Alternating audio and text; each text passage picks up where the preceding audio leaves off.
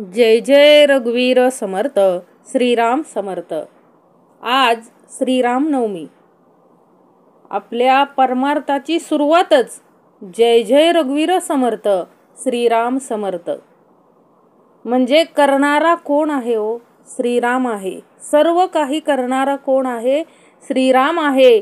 आणि श्रीरामांचं चरित्र कसं आहे? सर्वांग सुंदर आहे.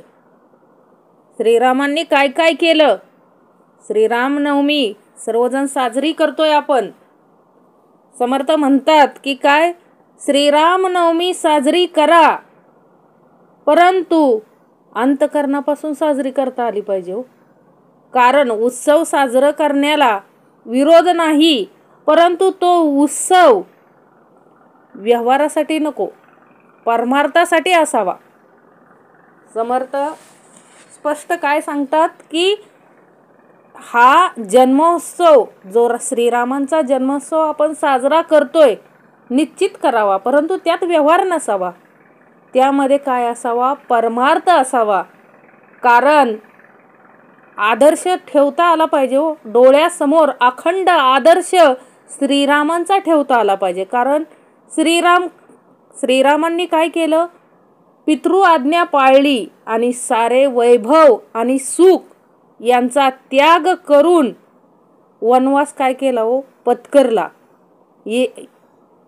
म्हणजे या त्यांच्या थोर कृत्याचा आपण वारंवार विचार करायला हवा. केवढा हा त्याग, किती हा संयम, किती असामान्य पितृभक्ती, काय निर्लोभता, काय कर्तव्यनिष्ठा. लक्षात घ्या. समर्थ म्हणतात, नेहमी समर्थांनी आपल्याला सांगितलंय बघा, पतिव्रता स्त्रीच नाही फक्त. पतिव्रता धर्म हा स्त्रीला नाही, पतिव्रता हा धर्म पुरुषाने देखील पाळता आला पाहिजे. जसं श्रीरामांनी एक पत्नी व्रत जसं त्यांनी आचरण ठेवलं, त्या पद्धतीनं आपल्याला सुद्धा काय करता आलं पाहिजे? आचरण करता आलं पाहिजे. फक्त पतिव्रता धर्म स्त्रियांसाठीच नाही, तर तो पुरुषांसाठी देखील तेवढाच ठरतो. म्हणून सर्वांच्या समोर कोण उभा राहतो? श्रीराम. या प्रत्येक गुणांचा, म्हणजे जे श्रीरामांकडे गुण आहेत, संयम, निर्लोभता, कर्तव्यनिष्ठा, या प्रत्येक गुणाचा आपण विचार करायला हवा आणि आपण तसं वागण्याचा काय करावा हो? प्रयत्न करावा. कोणी म्हणतील की काय, रामाचा काळ वेगळा, आताचा काळ वेगळा, पण तसं नव्हे.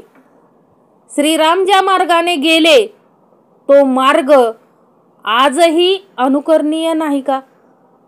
मातृपितृभक्ती, एक पत्नी व्रत, बंधू प्रेम, सहिष्णुता, निर्लोभत्व, अत्यंत प्रेमळपणा, शौर्य आदी करून गोष्टी आजही आदर्शभूत नाहीत का? सत्यनिष्ठा आजही मान्य किंवा स्तुत्य नाही का? काळ वेगळा असला तरी नीती तत्वे सर्व काळी अबाधितच असतात. म्हणून श्रीरामचरित्र सर्वांना सर्व काळी काय आहे हो? आदरणीय आहे. म्हणजे सर्व काळामध्ये सर्वांना उपयोगी पडणारं असं काय आहे हो? श्रीरामचरित्र आहे.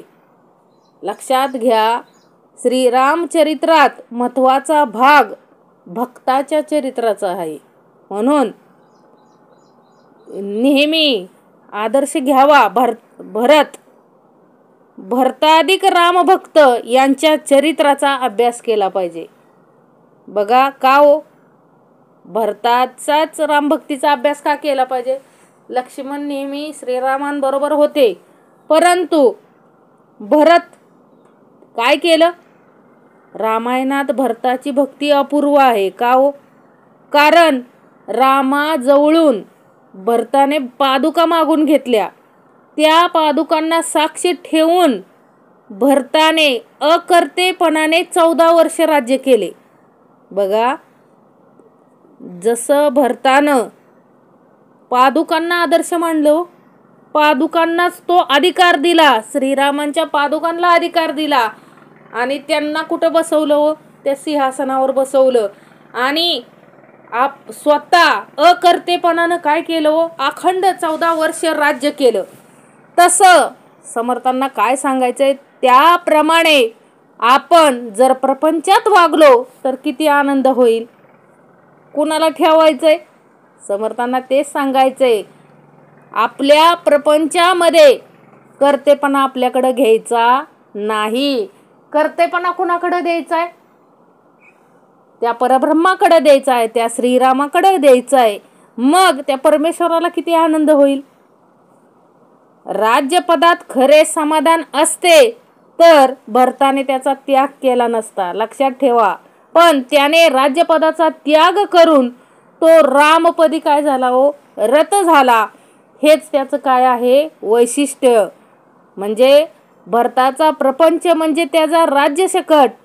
राम पादुकांना वंदन करावे, प्रत्येक गोष्ट त्यांना निवेदन करावी आणि रामांचं स्मरण करून मग ती करावी, असा त्याने काय केलं हो, राज्यकारभार केला. म्हणजे रामाला काय केलं, अखंड श्रीरामांचं स्मरण करून प्रत्येक गोष्ट निवेदन करायचं ना. श्रीरामांच्या पादुकांजवळ प्रत्येक निवेदन ठेवायचा.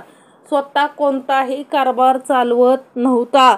सर्व काही करणारा माझा श्रीरामच आहे, ही जाणीव ठेवून त्यांनी 14 वर्ष काय केलं हो, प्रपंच आणि परमार्थ दोन्हीही काय केलं हो, साधलं. लक्षात ठेवा.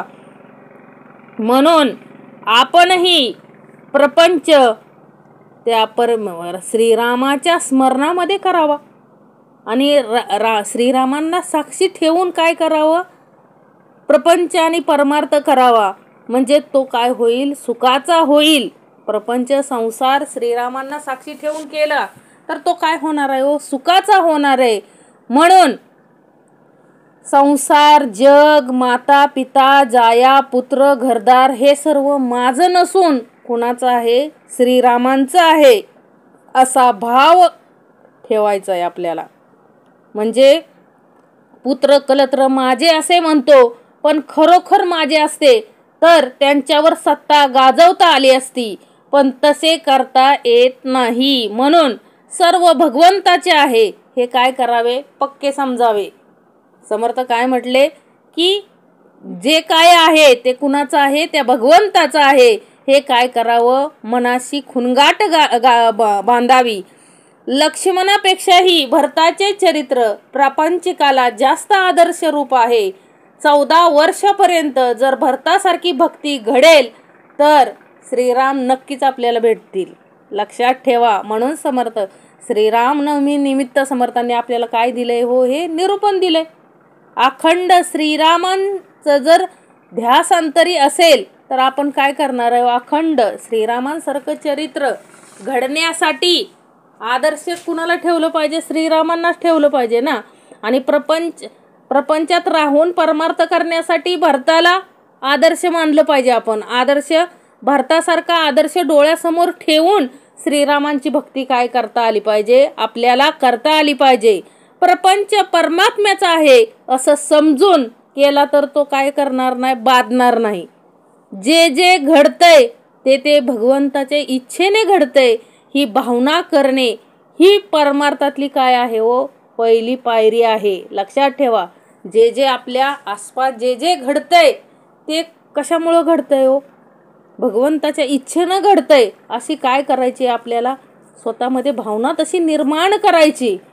आपल्याला आता लक्षात घ्या, झोपलोय आपण, सकाळी उठलो म्हणजे आपल्याला झोपेतून हात धरून कोणी उठवले तरी ते भगवंताच्या इच्छेने घडले असं आपल्याला वाटलं पाहिजे. म्हणजे ही भावना इतकी तयार झाली पाहिजे की मला उठवणारा पण कोण आहे, तो श्रीरामच आहे.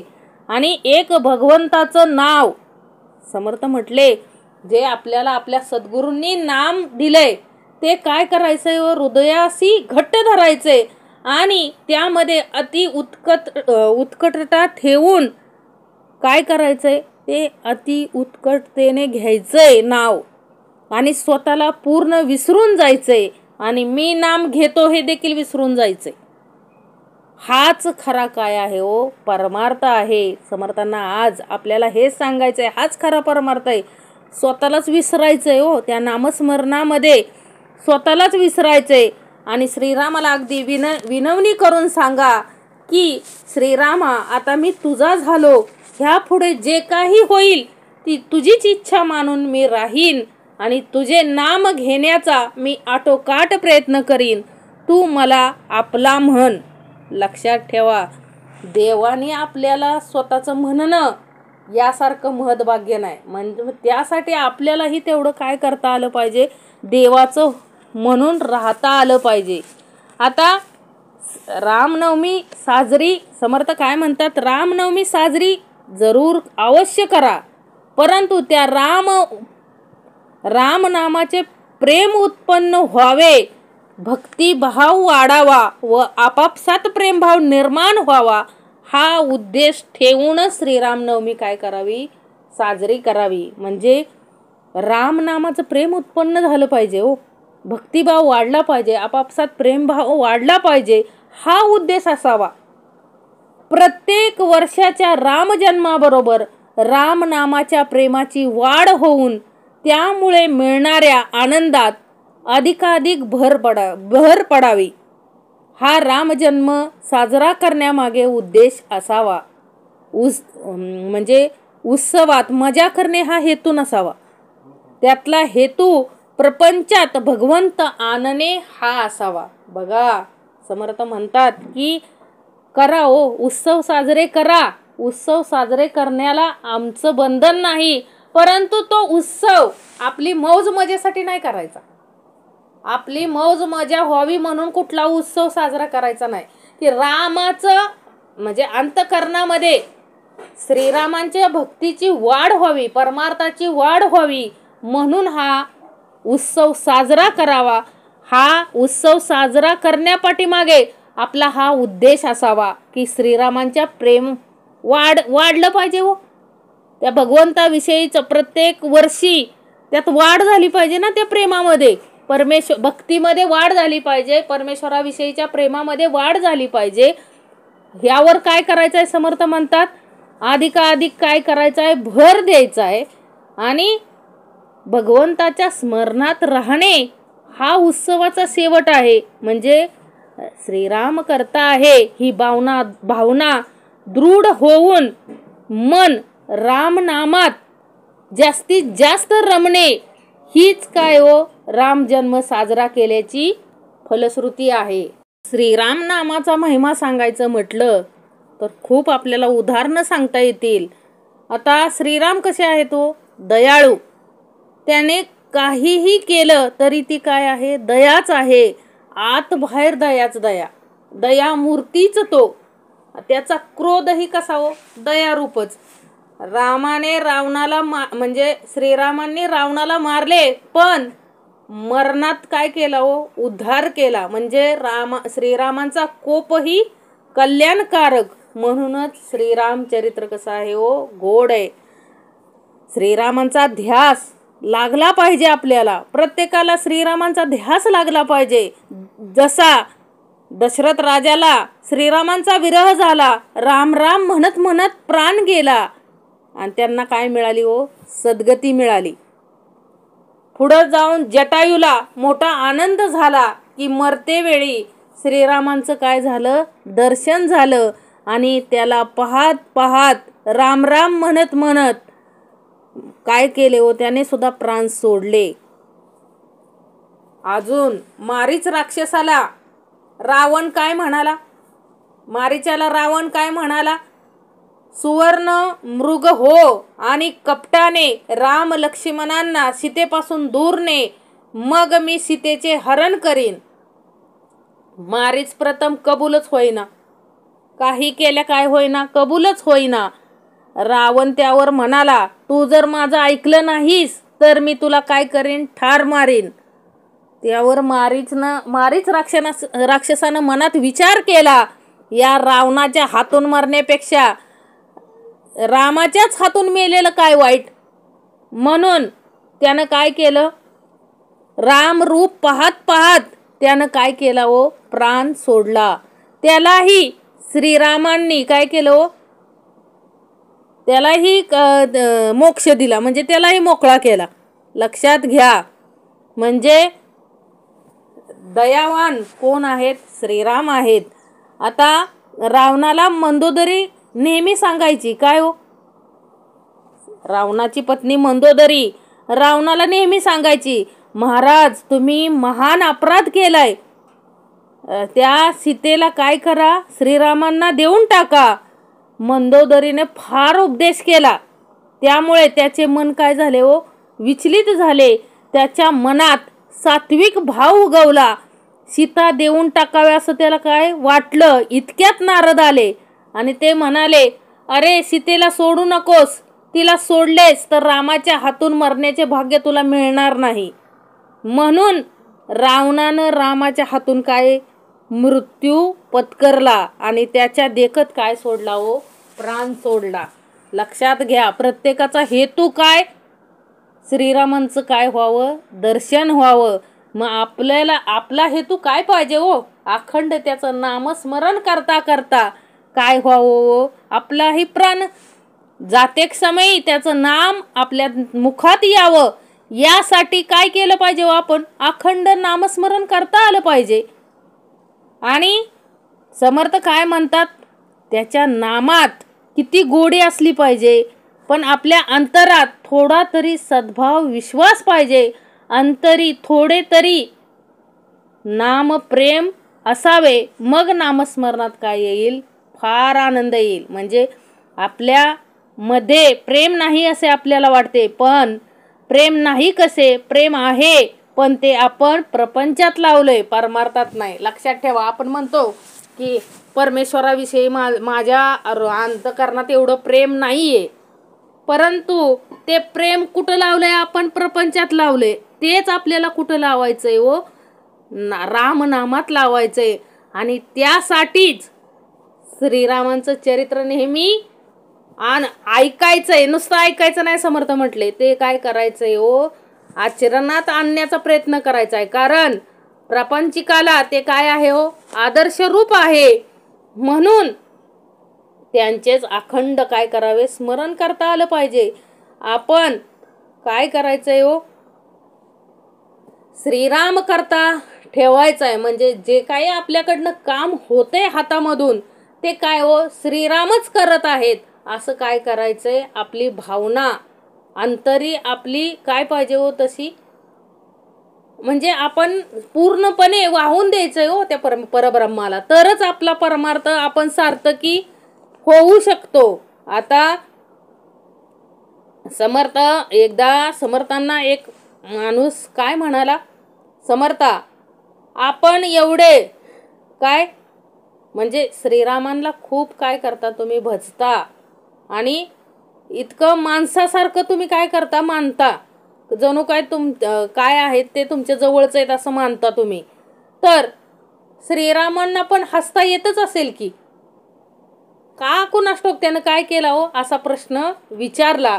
यावर काय म्हणाले, साहजिकच आहे, श्रीराम हे मनुष्याच्या रूपात आले होते ना, आणि त्यांना आपले 3 प्रसंग पाहून काय होतंय, हसू येतंय. आता ते कोणते 3 प्रसंग ते समर्थांनी बघा सांगितलेत.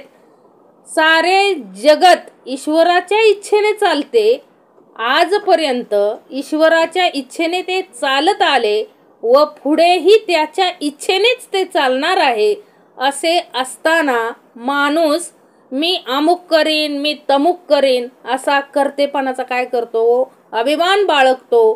तो अभिमान पाहून श्रीरामांना काय येतं, हसू येतं. बघा, म्हणजे माणसाला माहित आहे की करणारा तोच आहे, म्हणजे त्याच्या इच्छेच्या पुढं आपण काहीही करू शकत नाही. जे काही होतंय घडतंय ते सर्व परमेश्वराच्या इच्छेने घडत असते.